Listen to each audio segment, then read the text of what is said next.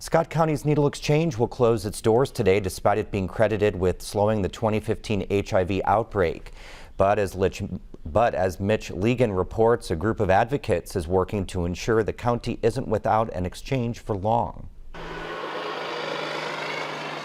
6 years ago, Scott County became the first place in the state to set up a needle exchange. At the time, drug users were sharing needles, and it led to the worst HIV outbreak in the state's history. These are our syringes, so most people come in. The exchange has been called the country's gold standard and is credited with getting the outbreak under control. But because of that, the county decided it had served its purpose. I think we have had an amazing program here and that it's worked. Kelly Hans was in charge of the exchange for the last 4.5 years. She knew there was always a chance the county commissioners could pull the plug, but it still stung when it actually happened. I've worked with my people here for the last almost 5 years, and to think that they won't have anywhere to go, anywhere safe to go, anywhere, was just really disheartening for me. So Hans quit her job at the health department and started a nonprofit with hopes of running a similar program. She started meeting with other advocates who were concerned that without a needle exchange, the county might find itself back where it was in 2015. William Cook was the only doctor practicing in Austin at the time. His office off Main Street was flooded with new cases of HIV and hepatitis C. We went from nearly 200 new cases of HIV that year in 2015 to only 1 last year. And a big reason for that is the syringe service program. The program provides drug users with clean needles and a place to dispose of used ones. But the one in Austin quickly became more than that. I've been that person that's picked them up off the street, Thank God I didn't catch nothing bad, But with this place being open, man, you can come and get a clean needle. They feed you. They give you all types of resources, And it's not just needles. Staff there offered vaccines and testing and connected people with insurance or other health care services. The exchange eventually became a cornerstone of Southeast Indiana's recovery community, connecting hundreds of people with addiction services. 14 months ago, I was living in a camper, strung out on drugs.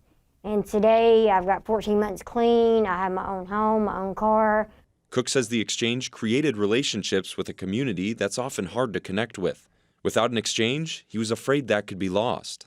It's hard for a physician like me, wanting to help people overcome their addiction, to even find people sometimes. But through a syringe service program, we have unprecedented access to people for the first time, to offer them that hope, that opportunity. Cook, Hans, and other advocates didn't want to see that progress go to waste. I hate to call it a loophole because it clearly states that in the law, but we felt like we found an alternate route. The section of Indiana code that covers needle exchanges allows the executive body of a county or legislative body of a municipality to approve one, as long as it operates within city limits. In November, Hans and the advocates went to the Austin City Council with their plans for an independent needle exchange. The council gave it the green light with a 3-2 vote. To potentially, have the same issues resurface again on top of dealing with a pandemic as well. I just don't know if we could have handled that as a county, as a community, as a city. Now the real work starts. The city needs to find an organization to run the program and have the state approve it. And the new program would have to find funds, most likely through state and federal money.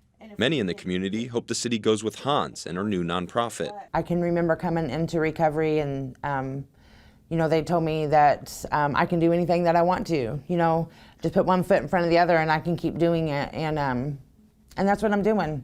That's what I'm doing, and that's what the rest of us are doing in the recovery community. But heading into the new year, the future of the exchange is still uncertain. The city council needs to put out a request for proposals, but council members say they don't have a timeline yet for when that'll happen. In the meantime, Scott County will be without a needle exchange for the first time in 6 years. For Indiana News Desk, I'm Mitch Legan.